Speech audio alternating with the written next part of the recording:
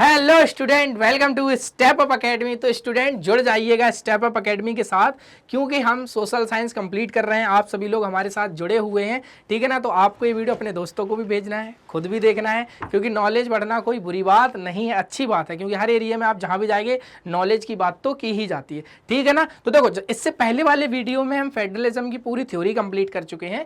इस वीडियो में हम एनसीईआरटी का सॉल्यूशन करेंगे, ठीक है ना। जो बुक के पीछे एक्सरसाइज दी हुई होती है हमें चैप्टर के, उसका सॉल्यूशन करेंगे। तो चलिए स्टार्ट करते हैं। सबसे पहले तो भैया चैप्टर 2 है सिविक्स का, फेडरलिज्म है, एनसीईआरटी सॉल्यूशंस है ना। चलिए सबसे पहला क्वेश्चन जो हमारी बुक में दिया गया है, क्या है पहला question? Locate the following states on a blank outline political map of India, Manipur, Sikkim, Chhattisgarh and Goa. भैया इंडिया का पॉलिटिकल मैप है, ब्लैंक है, उस पर हमें ये वाले मैप, ये वाली जगह हमें उसमें क्या करनी है भैया? हाँ, आउटलाइन करनी है और उन्हें बताना है ब्लैंक में। देखो एक ब्लैंक मैप लीजिए और उसमें आप उसको फिल करके बताइएगा। लेकिन यहाँ पर जो मैंने आपको मैप लिया है उसमें मैं और भी जो इंडिया के स्टेट्स है सभी स्टेट्स के बारे में बता दूंगा। क्लियर है कि नहीं? तो चलिए देख लीजिए। देखो सबसे पहले क्या होगा, आप एक ब्लैंक मैप लीजिए। मैंने यहाँ पर ब्लैंक नहीं है, पूरा फिल मैप है, ठीक है ना। हमें ब्लैंक मैप लेना है, उसके बाद हमें फिल करना है। यहाँ पे हमने इस तरीके का पूरा मैप इसलिए लिया है ताकि आप और भी स्टेट्स को याद रखें, भूले ना। क्लियर है? सभी स्टेट्स के बारे में हमें पढ़ना है कि नहीं, अलग अलग स्टेट्स के बारे में। लेकिन भैया जो जो हमसे बोला गया, जैसे हमसे बोला गया मणिपुर, तो भैया मणिपुर कहाँ था भैया? नॉर्थ ईस्ट इंडिया का स्टेट से हमें पता है कहाँ पे आएगा, मिजोरम के जस्ट ऊपर। तो मिजोरम यहाँ आता है नीचे, इसके ऊपर हमें कहाँ देखने को मिलेगा? यहाँ पर देखने को मिलेगा मणिपुर। ओके, ये देखो ये रहा हमारा मणिपुर।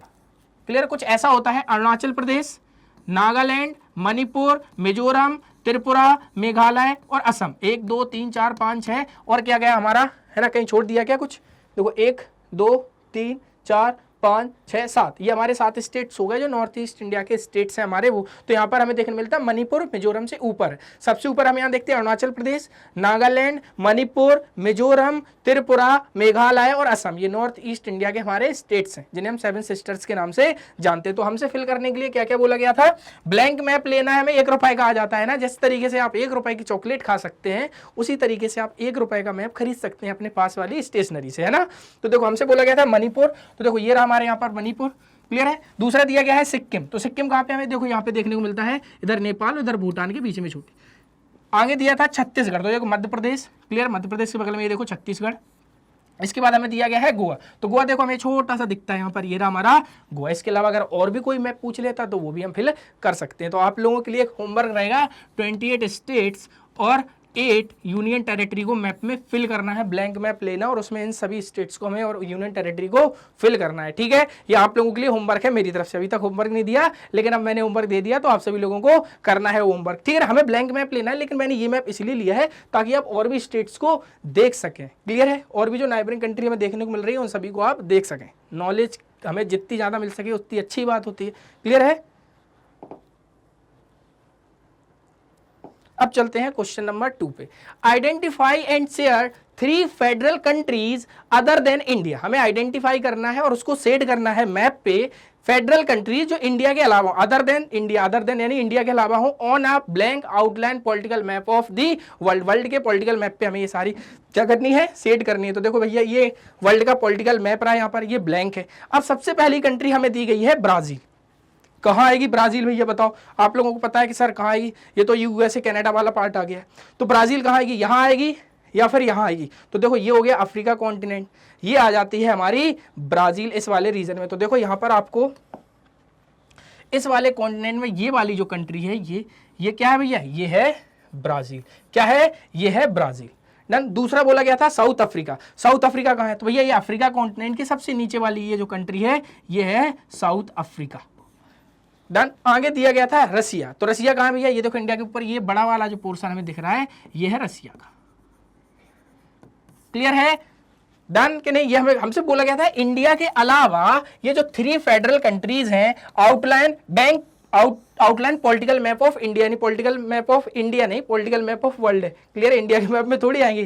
तो जो पॉलिटिकल मैप ऑफ वर्ल्ड है उस पर हमें इनको पॉइंट आउट करना था और इनको सेट करना था। देखो यहाँ पे लिखा है सेट करना। तो इस तरीके से आपको ये कलर या पेंसिल से इस तरीके से सेट कर सकते हैं। ओके, इस तरीके से सेट कर सकते हैं। तो तीनों को हमें बताना। अब इससे एक इंटरेस्टिंग क्वेश्चन मैं आप लोगों को बताने वाला हूँ यहाँ पे, जिससे आपको अगर आगे एमसीक्यू में भी पूछ लिया जाएगा तो आप उसको कर सकते हो। ये देखो आपकी बुक में ये वाला मैप दिया गया है कि नहीं? बोलो सर ये वाला क्यों लिया है? तो ये वाला इसलिए लिया है क्योंकि यहाँ से क्वेश्चन बनते हैं एमसीक्यू के फॉर्म में। यहाँ पे बोला गया है दो only 25 of the world's 193 countries, यानी कि 25 कंट्रीज 193 कंट्रीज में से केवल 25 कंट्रीज ऐसी हैं जहां पर हमें फेडरल पॉलिटिकल सिस्टम देखने को मिलता है। फेडरल पॉलिटिकल सिस्टम का मतलब मैं आपको पहले भी बता चुका हूं क्या होता है, 2 टायर ऑफ गवर्नमेंट होता है। लेकिन यूनिटरी वाले सिस्टम में हमें एक टायर ऑफ गवर्नमेंट देखने को मिलती है और सारी पावर सेंट्रल गवर्नमेंट के पास ही रहती है। लेकिन फेडरल में ऐसा नहीं होता है। Their citizen made of 40% of the world population, मतलब ये 25 कंट्री जो फेडरल को प्रैक्टिस करती है, फेडरलिज्म को, वो 40% पॉपुलेशन अपने पास रखती हैं। Most of the large countries of the world are federation, जो वर्ल्ड की सबसे लार्ज कंट्रीज हैं वो फेडरेशन हैं। Can you notice an exception to this rule in this map, आप यहाँ पे बता सकते हो कोई एक ऐसी कंट्री है जो एक्सेप्शन हो इस चीज का, मतलब एक बड़ी कंट्री होने के बावजूद भी वो फेडरलिज्म को फॉलो नहीं करते। तो बताओ, आप बता सकते हो कि आप सभी लोग बताइए जल्दी से, आप बता सकते हो, बताओ। तो देखो सबसे पहले हमें ये कंट्री को पढ़ लेना है बहुत अच्छे से। क्वेश्चन पूछा जा सकता है इनमें से कौन सी फेडरल कंट्री नहीं है। तो देखो जो कलर से हैं, यानी रेड कलर से यहाँ पे दी गई हैं, वहां पर फेडरल पॉलिटिकल सिस्टम है। लेकिन जो यहाँ पर व्हाइट ब्लैंक हमें देखने को मिल रही है ना, व्हाइट सी, वहां पर फेडरल सिस्टम नहीं है। तो भैया हमसे पूछा गया था एक्सेप्शन बता सकते हो, जी हाँ। तो हमारी नाइबरिंग कंट्री है जिसका नाम है चाइना। क्या है? चाइना एक फेडरल पॉलिटिकल सिस्टम को फॉलो नहीं करता है, क्योंकि यहाँ पे लिखा था ना कि भैया सब जितनी बड़ी कंट्रीज है वो क्या है, वो फेडरेशन है। Can you notice an exception to this rule in this map, तो भैया आप बोल सकते हो चाइना एक्सेप्शन है, क्योंकि एक बहुत बड़ी कंट्री होने के साथ लेकिन ये फेडरेशन को फॉलो नहीं करते, यानी फेडरल पॉलिटिकल सिस्टम को फॉलो नहीं कर सकते। तो ये 25 की 25 जो कंट्री हैं जो फेडरल पॉलिटिकल सिस्टम को फॉलो करती हैं, तो आप लोगों को ध्यान रखना है इन 25 के एक बार नाम पढ़ लेना। क्लियर है? मान लो अब जैसे यहाँ पे चाइना नहीं है फेडरल, तो अब आपको 4 कंट्री दे, 3 कंट्री देखो, एक इंडिया दे दे, एक आपको यूएई दे दे, एक जर्मनी दे दे और एक दे दे चाइना। अब पूछे आपसे इनमें से कौन सी फेडरल कंट्री नहीं है, तो हमें पता होना चाहिए चाइना नहीं है। तो यहाँ पर जो ब्लैंक है वो कंट्री फेडरल पॉलिटिकल सिस्टम को फॉलो नहीं करती है, लेकिन जो रेड कलर में दी गई है वो फेडरल पॉलिटिकल सिस्टम को फॉलो करती है। तो यहाँ से अगर क्वेश्चन बन जाए तो हम कर सकते हैं, इस मैप को बहुत अच्छे से पढ़ लेना, एक बार एमसीक्यू बन सकता है यहाँ से। इतनी बात क्लियर होगी आप सभी लोगों के लिए। चलिए अब हम चलते हैं अगले क्वेश्चन पे। अब हमें क्वेश्चन दिया गया है, point out one feature in the practice of federalism in India that is similar to an and one feature that is different from that of Belgium. देखो सिमिलर की बात की जा रही है यहाँ पे, और एक ऐसा फीचर भी बताना है। देखो जो एक ऐसा फीचर बताना है जो सिमिलर हो किसके, देखो यहाँ पे लिखा है point out one feature in practice of federalism in India that is similar to and one feature that is different from the that of Belgium. देखो दोनों जगह हमें फेडरलिज्म देखने को मिलता है, इंडिया में भी है बेल्जियम में भी। ऐसी कौन सा एक पॉइंट है जो दोनों जगह सिमिलर है, और एक ऐसा कौन सा पॉइंट है जो दोनों जगह फेडरलिज्म में अलग अलग हमें देखने को मिलता है, उसकी बात की जा रही है क्वेश्चन पे। तो एक आप यहाँ पे बता सकते हो, देखो यहाँ पर कम्युनिटी गवर्नमेंट होती है, क्लियर है, लेकिन वहां पे कम्युनिटी गवर्नमेंट नहीं होता। मतलब बेल्जियम में कम्युनिटी गवर्नमेंट देखने को मिलती है, लेकिन हमारे इंडिया में कम्युनिटी गवर्नमेंट नहीं होती है, लोकल गवर्नमेंट होती है। तो ये कि हमारा डिफरेंस देखने को मिल सकता है। चलिए देख लेते हैं हम यहाँ पे दिया गया है, one similar feature of federalism between India and Belgium is that both are holding together federation. मैंने आपको बताया था होल्डिंग टुगेदर और कमिंग टुगेदर। तो कमिंग टुगेदर का एग्जांपल आपको वीडियो के डिस्क्रिप्शन में बताना है कि कौन सी कंट्री कमिंग टुगेदर का एग्जांपल है फेडरेशन के। तो यहाँ पे दिया गया है होल्डिंग टुगेदर फेडरेशन है दोनों जगह। तो ये क्या हमें हो गया, ये हमारा हो गया है सिमिलर फीचर हो गया इंडिया और बेल्जियम के लिए। where the central government tends to be more powerful vis-a-vis the states of region. One different feature of federalism between India and Belgium is that is Belgium there are 3 kinds of government. Belgium में हमें 3 तरीके की government देखने को मिलती है, एक centre के लिए, एक स्टेट के लिए और एक कम्युनिटी गवर्नमेंट। ये एक डिफरेंस फीचर होगा, लेकिन सेम एक फीचर हमें बताना था फेडरलिज्म का, दोनों कंट्रियों में सेम है। तो दोनों की दोनों क्या है, होल्डिंग टुगेदर फेडरेशन का एक एग्जाम्पल को शो करती है। तो ये हमारा एक क्या हो गया, सिमिलर फीचर हो जाता है दोनों कंट्रियों के लिए। लेकिन यही जब हम बात करते हैं community government has power regarding, जो कम्युनिटी गवर्नमेंट है पावर शेयरिंग वाले चैप्टर नंबर 1 बेल्जियम में, वो करती क्या है कम्युनिटी गवर्नमेंट, तो भैया कल्चर से रिलेटेड, एजुकेशन से रिलेटेड, लैंग्वेज से रिलेटेड इशू होते हैं उनको रिजॉल्व करती है। अगर कोई नई पॉलिसी लानी है तो वो लेकर आती है कम्युनिटी गवर्नमेंट बेल्जियम में। तो फिर इंडिया में तो कम्युनिटी गवर्नमेंट है नहीं, तो फिर इंडिया में क्या है, but in India the third kind of government is not a community government. लेकिन हमारे यहाँ जो तीसरे तरीके की गवर्नमेंट है वो कम्युनिटी गवर्नमेंट नहीं है। तो ये डिफरेंस फीचर हो गया, एक सेम हो गया कमिंग टुगेदर वाला, कमिंग टुगेदर फेडरेशन है इंडिया और बेल्जियम में, लेकिन एक डिफरेंस पूछा गया था। तो यहाँ पर थर्ड टाइप की जो गवर्नमेंट हमारे यहाँ है वो लोकल गवर्नमेंट है, लेकिन बेल्जियम में किस तरीके की गवर्नमेंट है आप कमेंट सेक्शन में बता दो, है ना। तो बेल्जियम में कम्युनिटी गवर्नमेंट है, ठीक है ना। It is the local self government, municipalities और पंचायत, तो इसकी बात की जाती है। तो ये डिफरेंस हो गया और एक सिमिलरिटी हमें देखने को मिल जाती है दोनों जगह के फेडरलिज्म में, इंडिया और बेल्जियम के में। अब बोला गया है what is the main difference between a federal form of government and a unitary one, explain with an example. Main difference क्या है दोनों के बीच में, अगर फेडरेशन की फेडरल फॉर्म ऑफ गवर्नमेंट की बात करें, यूनिटरी फॉर्म ऑफ गवर्नमेंट की बात करें, एक्सप्लेन विथ एग्जांपल के साथ हमें एक्सप्लेन करता है दोनों में डिफरेंस क्या है। देखो फेडरल का मतलब मैंने पहले ही बताया है, 2 टायर ऑफ गवर्नमेंट होती है, 2 से ज्यादा भी हो सकती है, लेकिन यूनिटरी में ऐसा नहीं होता। सारी पावर होल्ड करके यूनिटरी गवर्नमेंट अपने पास रखती है, लेकिन ऐसा फेडरलिज्म में देखने को नहीं मिलता, या फेडरल फॉर्म ऑफ गवर्नमेंट में हमें देखने को नहीं मिलता है। तो ये कुछ डिफरेंस होते हैं दोनों में। सबसे पहला चलिए स्टार्ट करते हैं। The main difference between a federal form of government and a unitary are, in the federal form of government like in India, जैसे इंडिया है, the power are divided between the central government and the state government. तो federal form of government में आप जैसे India हमारी country है, तो आप देख सकते हो कि पावर सेंट्रल और स्टेट गवर्नमेंट में डिवाइड रहती है। Both levels have their areas of jurisdiction, दोनों का एरिया ऑफ ज्यूरिडिक्शन अलग अलग होता है, दोनों को डिफाइन किया गया है कॉन्स्टिट्यूशन में। On the other hand in a unitary form of, दूसरी तरह अगर हम देखें यूनिटरी फॉर्म ऑफ गवर्नमेंट में, the national government has all the power, कि जो नेशनल गवर्नमेंट है, मानी एक जो गवर्नमेंट है यूनिटरी में, उसी के पास पूरी पावर रहती है। Any constitutional power given to the states और region of the country is dependent on the national government which can be withdrawn at any time. Sri Lanka is one such example. देखो सबसे बड़ी बात क्या है कि फेडरल गवर्नमेंट में सेंट्रल अपने पास भी पावर रखा है और कुछ पावर वो स्टेट को भी प्रोवाइड करता है, लेकिन यूनिटरी में ऐसा नहीं होता। पूरी पावर सेंट्रल अपने पास रखता है, अगर उसको लगता है तो वो स्टेट्स को प्रोवाइड कर देगा पावर, लेकिन उसके बाद भी अगर वो चाहे तो जब चाहे उसकी पावर उससे छुड़ा भी सकता है और अपने पास रख सकता है। इसका एग्जाम्पल हमें श्रीलंका की बात की जा रही है, तो श्रीलंका में यूनिटरी देखने की बात की जा रही है, जबकि हमारे इंडिया की बात की जाए तो यहाँ पर हमें फेडरलिज्म यानी फेडरल फॉर्म ऑफ गवर्नमेंट देखने को मिलती है। अब देखो in a federal system a state government has power of its own for which is not answerable to the central government. On the other hand, in a unitary system, the state government does not have power of its own. आपको पता है federalism में भैया state government की भैया अपनी power होती है, वो अपने अकॉर्डिंग काम कर सकता है, सेंट्रल गवर्नमेंट अपने अकॉर्डिंग काम कर सकता है। किसमें? फेडरलिज्म यानी फेडरल फॉर्म ऑफ गवर्नमेंट में, फेडरल सिस्टम में। क्लियर? लेकिन अगर हम बात कर देते हैं किसकी? यूनिटरी में, तो यूनिटरी में ऐसा कुछ भी नहीं हो सकता। यहाँ पे लिखा है, देखो क्लियर लिखा है, on the other hand in a unitary system, unitary system में the state government does not have power of its own. State government के पास खुद की कोई पावर नहीं होती, लेकिन फेडरलिज्म में स्टेट गवर्नमेंट की खुद की पावर होती है, क्योंकि इनसे जो सेंट्रल गवर्नमेंट बोलेगी वही इनको करना होगा।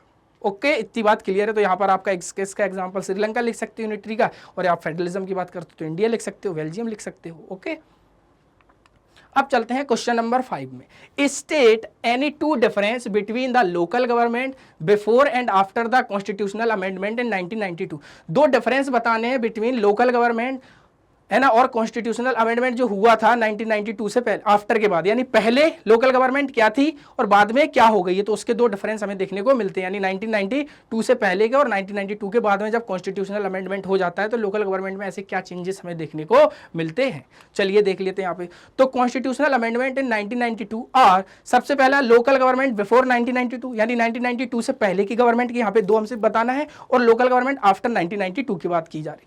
तो local government was directly under the control of state government. यहां पर आप देख सकते हो कि इनको कोई भी फ्रीडम जैसी इंडिपेंडेंस वाली कोई चीज नहीं दी गई है। ये किसके अंडर में काम कर रहे हैं? किसके अंडर में? स्टेट गवर्नमेंट के। कौन? Local government before 1992।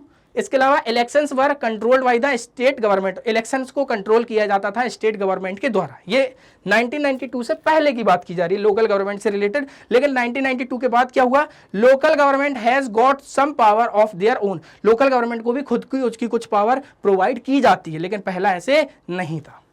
N independent state election commission is responsible to conduct the election. और यहाँ पर इलेक्शंस हमें रेगुलरली देखने को मिलते हैं, लेकिन पहला ऐसा कुछ भी नहीं था, क्योंकि उनके लिए यहाँ पर आप देख सकते हो कि इंडिपेंडेंट स्टेट इलेक्शन कमीशन बनाया गया था, जिसके कारण उनके रेगुलरली इलेक्शन हो सके, क्योंकि पहला ऐसा कुछ भी नहीं था। क्योंकि पहले क्या होता था, पूरी पावर सेंट्रल होल्ड करके रखता था, उसको जिसको जितनी स्टेट्स को पावर प्रोवाइड करनी होती थी उतनी ही पावर दी जाती थी। अब देखो भैया, फिल इन द ब्लैंक्स की बात की जा रही है यहाँ पर। तो fill in the blanks, since the United State is are dash type of federation. देखो किस टाइप की फेडरेशन है, यूनाइटेड स्टेट तो मैंने आपको दो तरीके के बताए थे भैया, एक कमिंग टुगेदर, एक होल्डिंग टुगेदर। तो कमिंग टुगेदर में क्या आता है भैया, यूनाइटेड स्टेट्स किस में आता है, कमिंग टुगेदर में। तो यहाँ पर आ जाएगा coming together type of federation. All the constituent state have equal power and states are strong vis a vis federal government. Clear, क्या हो जाएगा, स्ट्रॉन्ग हो जाएगा यहाँ पर। क्लियर है। But India is a, India किस टाइप की है, इंडिया है होल्डिंग टुगेदर फेडरेशन में। तो India is a holding together type of federation and some states have more power than other. कुछ स्टेट्स के पास मोर पावर है। In India the dash government has more power. तो central government पास ज्यादा power होती है स्टेट गवर्नमेंट से। तो उसी की बात की जा रही थी, तो वो सारी चीजें हम यहाँ पर भर देंगे। तो पहला हो जाएगा कमिंग टुगेदर, ठीक है, दूसरा हो जाएगा स्ट्रॉन्ग मतलब स्ट्रॉन्गर, और तीसरा हो जाएगा होल्डिंग टुगेदर। क्लियर है। और यहाँ पर हो जाएगा central government has more power, क्योंकि सेंट्रल गवर्नमेंट के पास स्टेट गवर्नमेंट से ज्यादा पावर होती है। Question number 7, here are 3 reaction. यहाँ पर हमें 3 रिएक्शंस दिए गए हैं to the language policy followed in India. जो इंडिया में लैंग्वेज पॉलिसी फॉलो की जा रही है उससे रिलेटेड 3 रिएक्शन दिए गए। Give an arguments and an example to support any of these position. हमें आर्ग्यूमेंट्स बताना है एंड एन एग्जांपल भी देना है जो सपोर्ट करता है एनी ऑफ दीज पोजीशंस को। सबसे पहले दिया गया संगीता, फिर अरमान और हरीश। इन लोगों ने अलग अलग भैया अपने रिएक्शंस दिए। संगीता कह रही है द पॉलिसी ऑफ अकोमोडेशन, जो अकोमोडेशन की पॉलिसी है, हैज स्ट्रेंथन नेशनल यूनिटी। मतलब देखो पॉलिसी किस तरीके की दी गई है, पॉलिसी क्या होता है कि हम इंडिया में हिंदी के अलावा और भी 21 लैंग्वेज हैं जिनको क्या कर रहे हैं, हम क्या कर रहे हैं, अकोमोडेट कर रहे हैं, यानी जिसके कारण हम अपनी नेशनल यूनिटी को बता रहे हैं। दूसरा अरमान बोलता है language based state have divided us by making everyone conscious of their language. भैया लैंग्वेज बेस्ड स्टेट बना दिए गए हैं और डिवाइड कर दिए गए जिसके कारण हर कोई है वो कॉन्शियस है अपनी लैंग्वेज को लेके। हरीश कह रहा है this policy has only help to consolidated the dominance of English. Harish कह रहा है कि ये जो पॉलिसी बनी है उसमें डोमिनेंस हमें इंग्लिश का देखने को मिल रहा है उन सभी लैंग्वेजेस पे। तो भैया किसके यहाँ पे रिएक्शन सही है, तो आप बात कर सकते हो संगीता की। तो भैया संगीता ने क्या बोला, the position held by Sangeeta is the correct one. In reality, the policy of accommodation has strengthened national unity. An example, in case of English language, accommodate the constitution, the use of English for official purpose was to stop in 1965. जब मैंने आपको पढ़ाया था language policy से related, तो आपको पता है 1965 के बाद से हमें इंग्लिश का यूज बंद करना था, लेकिन हमने बंद नहीं किया। But many non Hindi speaking states, बहुत इंडिया के वो स्टेट्स जो हिंदी नहीं बोलते हैं, उन्होंने क्या कहा, डिमांड की भैया सेंट्रल गवर्नमेंट से that use of English should be continue, कि इंग्लिश का यूज कंटिन्यू करना चाहिए। क्लियर है। The central government agree to continue the use of English along with Hindi for official purpose, जिसके कारण सेंट्रल गवर्नमेंट भी आप बात करोगे इंग्लिश और हिंदी को ऑफिशियल पर्पज की लैंग्वेज रखते हैं। तो याद रख लेना नेशनल लैंग्वेज हमारी कंट्री की कोई भी नहीं है। डन। अगला question, question number 8, the distinguish feature. Distinguish feature बताना है फेडरल गवर्नमेंट का, इनमें से क्या है।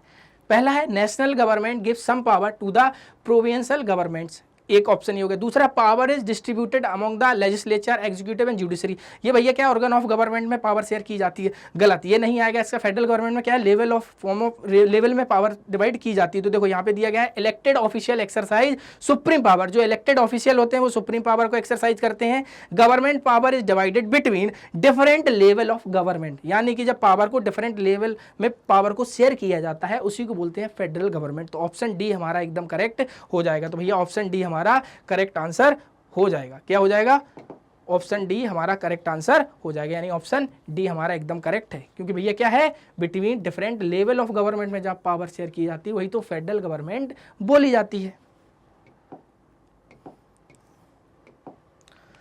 Question number 9, A few subject in various list of the Indian Constitution are given here. Group them under the, यहाँ पर कुछ सब्जेक्ट दिए गए हैं जिन्हें हम इन लिस्ट में क्या करना है, रखना है भैया। जैसे यूनियन लिस्ट में क्या क्या आएगा, इनमें से स्टेट लिस्ट में क्या आएगा, कॉन्करेंट लिस्ट में क्या आएगा। क्लियर है। तो सबसे पहले हम बात कर रहे हैं यूनियन लिस्ट की। तो देखो डिफेंस भैया यूनियन लिस्ट में आएगा, तो ये भैया किस में आ जाएगा, हमारा यूनियन लिस्ट में। तो क्लियर है। तो यूनियन लिस्ट में हमने यहाँ पर यू करके लिख दिया, यूनियन लिस्ट में डिफेंस आ गया। पुलिस नहीं आएगी, पुलिस आएगी स्टेट लिस्ट में। क्लियर है। एग्रीकल्चर किस में आएगा बताओ, तो ये एग्रीकल्चर भी आएगा स्टेट लिस्ट में। और एजुकेशन किस में आएगी, तो कॉन्करेंट लिस्ट में। बैंकिंग यूनियन लिस्ट में आएगी। फॉरेस्ट किस में आएगा बताओ, तो फॉरेस्ट आएगा आपका कॉन्करेंट लिस्ट में। कम्युनिकेशन किस में आएगा, यूनियन लिस्ट में। ट्रेड किस में आएगा बताओ, कॉन्करेंट लिस्ट में। नहीं, ट्रेड आएगा आपका स्टेट लिस्ट में, है ना, ट्रेड आपका स्टेट लिस्ट में आएगा। और मैरिज आएगी आपकी कॉन्करेंट लिस्ट में, क्योंकि मैरिजेस पे लॉ दोनों बना सकते हैं, सेंट्रल और गवर्नमेंट। तो देखो मैरिज हो गया कॉन्करेंट लिस्ट में, एजुकेशन हो गया कॉन्करेंट लिस्ट में, और फॉरेस्ट हो गया कॉन्करेंट लिस्ट में। क्लियर है। और यहाँ पर कम्युनिकेशन हो गया यूनियन लिस्ट में, और डिफेंस यूनियन लिस्ट में, बैंकिंग यूनियन लिस्ट में, और इसके अलावा बकाया बचे वो स्टेट लिस्ट में चले जाते हैं। ओके, इतनी बात क्लियर है। तो यहाँ से क्वेश्चन हर साल आते हैं बोर्ड में, जो हमें दिए गए हैं भैया हमारी बुक में, उनको बहुत अच्छे से पढ़ना होता है। पेयर को करेक्ट करने के लिए पूछ लिया जाता है, इनकरेक्ट पेयर कौन सा है, करेक्ट पेयर कौन सा है। एक तरफ यहाँ के आपके लिस्ट लिख दे और एक तरफ आपके यहाँ पे सब्जेक्ट लिख दे। क्लियर है कि नहीं? तो यहाँ पर इस तरीके से हमसे पूछा जाता है।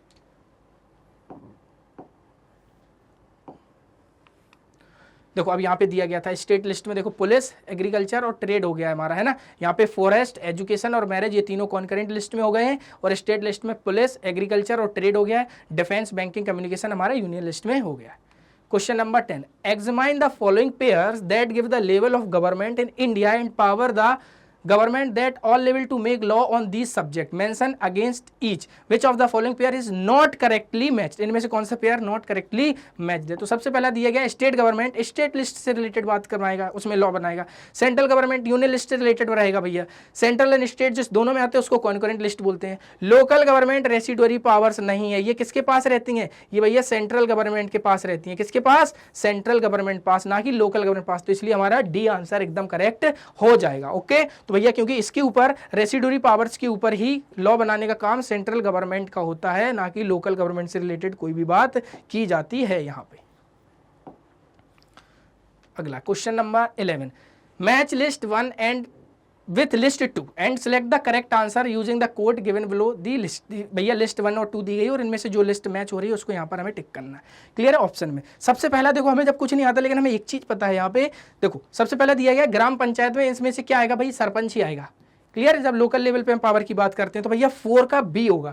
4 का बी यहाँ कहाँ दिख रहा है? तो ना इस ऑप्शन में, तो ना ये है ना ये, यानी ये दोनों हमारे आंसर नहीं है। अब ये 2 ऑप्शन बचे हमारे। अब यहाँ पे आप देख लो, आपको एक चीज और पता होगी, म्युनिसिपल कॉर्पोरेशन, मेयर से रिलेटेड बात की जाएगी, ये दोनों नहीं आएंगे। तो म्युनिसिपल कॉर्पोरेशन यानी 3 का डी हो जाता है। अब देखो 3 का डी तो नहीं, ऑप्शन सी हमारा आंसर हो जाएगा। यूनियन ऑफ इंडिया में आ जाएगा हमारा प्राइम मिनिस्टर, स्टेट में हमारा आ जाएगा गवर्नर, इसके अलावा म्युनिसिपल कॉर्पोरेशन में मेयर और ग्राम पंचायत में सरपंच। इसकी बात की जा रही थी जो हमें मैच करने थे। ओके, तो यहाँ पर आप आंसर आसानी से निकाल सकते हो। तो आप सबसे पहले ये ढूंढा कीजिए कि इनमें से क्या आंसर नहीं हो सकता है, क्या आंसर हमारा नहीं हो सकता है। देखो वही हमें यहाँ पर दिया गया, देखो सी दिया गया है ना हमें, ये वाला। चलो अगला क्वेश्चन दिया गया। आजकल ऐसे क्वेश्चन का ट्रेंड बहुत बढ़ रहा है, याद रखो ऐसे क्वेश्चन बहुत पूछे जा रहे हैं सीबीएसई के द्वारा, क्योंकि इसमें क्या है, टाइम लगता है। 1 लाइन वाले क्वेश्चन बच्चों ने पढ़ा और टिक मार दिया। इन क्वेश्चन में क्या है, आपको थोड़ी डिटेल एनालिसिस होनी चाहिए, डिटेल नॉलेज होनी चाहिए, नहीं तो आप इन क्वेश्चन को नहीं कर पाओगे, क्योंकि आपको 3 सही निकालने हैं, 1 गलत निकालना है, या इनमें से कौन कौन से होंगे। तो ऐसे क्वेश्चन बहुत पूछे जा रहे हैं स्टेटमेंट वाले, तो ऐसे क्वेश्चन हमें प्रैक्टिस करने होते। तो अपने बुक के क्वेश्चन पूरे कर लो, फिर एडिशनली अगर आपको कोई और क्वेश्चन मिलते हैं वो सभी कर लो, कोई भी दिक्कत नहीं है, क्योंकि हमें प्रैक्टिस करनी है। क्वेश्चन दिया गया है, consider the following 2 statements in a federation the power of federal and provincial government are clearly demarcated. Clear है? डिमार्केटेड, ठीक है ना। फेडरेशन में आप देख सकते हो कि पावर जो सेंट्रल गवर्नमेंट की होती है और स्टेट गवर्नमेंट की होती है वो क्लियरली डिमार्केटेड की जाती है। बिल्कुल सही बात है भैया। India is a federation, India एक फेडरेशन है, because the power of union and state government are specified in the constitution and they have exclusive jurisdiction of their respective subject. भैया इंडिया में आप बात करोगे जो पावर है वो यूनियन स्टेट में डिवाइड की गई है, जो भी है कॉन्स्टिट्यूशन में उसको क्लियरली बताया गया है, और उनके ज्यूरिडिक्शन के जो एरिया है सेंट्रल के और स्टेट वो भी बताए गए हैं। तो ये दोनों सही हो रहे हैं। Sri Lanka is a federation because the country is divided into provinces. देखो कंट्री डिवाइडेड इनटू प्रोविंसेस, लेकिन श्रीलंका एक फेडरेशन नहीं है, श्रीलंका यूनिट्री है। क्योंकि फेडरेशन होती है तो वहां पे सिविल वॉर ही बात, कभी सिविल वॉर जैसी लड़ाई वाली कंडीशन कभी आती ही नहीं। तो श्रीलंका क्या है, फेडरेशन नहीं है, श्रीलंका क्या है, यूनिट्री है। तो इसलिए सी गलत हो जाएगा यहाँ पे। India is no longer a federation because some power of the states have been devolved to the local government bodies. ये तो बिल्कुल गलत बात हो जाएगी भैया। तो हमारा क्या बचता है, ए और बी, यानी कि जिस ऑप्शन में हमें दिए जाएंगे ए और बी, कहाँ पे हमारे ए एंड बी, यानी ऑप्शन सी हमारा करेक्ट हो जाएगा। Option C A and B only हमारा आंसर सही हो जाएगा। तो इस तरीके से क्या होता है, आप में इसको डिटेल में अगर नहीं पता है इन ऑप्शंस के बारे में तो आप इस तरीके का आंसर नहीं निकाल सकते, क्योंकि एक दिया होता है। अब मान लो ये ऑप्शन नहीं दिए जाते, हमें पूछ लिया जाता है ABCD, तो भैया आप पढ़ के बता सकते हो, लेकिन इनके भी ऑप्शन बना दिए गए हैं। तो फिर हमें डिटेल एनालिसिस जब तक नहीं करोगे, आप जब तक डिटेल तरीके से पढ़ोगे नहीं, तब तक आप इनके आंसर नहीं निकाल सकती। ये इसीलिए दिए जाते हैं ताकि आपने चैप्टर को कितना डीपली पढ़ के रखा हुआ है।